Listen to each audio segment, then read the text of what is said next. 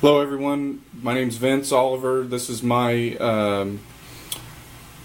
description of the lesson plan that I'd be teaching for our discussion post, and then how I would differentiate it for different groups that may be in my classroom. The subject area that I'm going to be teaching would be high school social science. So for this lesson I picked a lesson from U.S. history.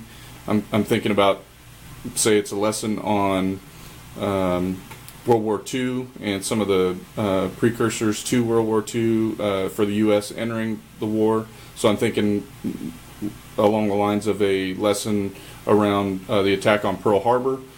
So as a lead-in to the lesson at the start of the class, what I would ask is if anyone or any of the students knew something significant that happened on September 11th, that date. And I'm sure a number of the students would remember the attack in New York on the towers. So then I would ask them about what they, or if they could think of something significant that happened on December 7th, which was when the attack on Pearl Harbor happened, and maybe talk about some of the similarities between the two attacks and what the impact was on our country, but keep it very brief. And then from there, what I would do is roll into a brief description of what we're going to talk about, which is the attack on Pearl Harbor. And I would start off with a vocabulary list on the board and review that with each of the, or as a group in front of the class.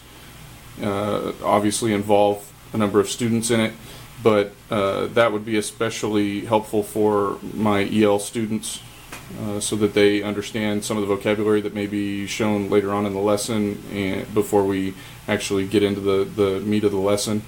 The next thing that we would do is I'd show a PowerPoint or something along those lines, show them a map of the Pacific Ocean that would show the little dot in the middle of the Pacific, which is Hawaii. For average students and underperforming students, that may help them so that they know exactly where Hawaii is if they didn't already.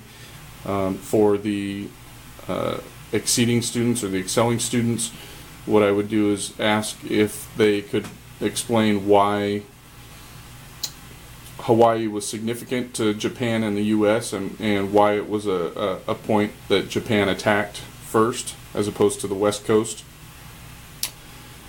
Then from there I would move on to a short video about FDR's speech, A Day That'll Live in Infamy. And then from there we would move back into the PowerPoint and show them some of the tactics and weapons that were used in World War II, specifically in this attack, like torpedoes, aircraft carriers, submarines, and differentiate them between World War II and some of the weapons and the tactics that were used during World War I, and try and bridge between previous knowledge. That would work for all students. And then the last thing at the tail end of the class, we would do journal entries using the vocabulary that we started with at the beginning of the class, and summarize what they had learned, so that all the students get practice using the vocabulary, but specifically English learners get practice using the vocabulary and working on their writing skills. Thank you.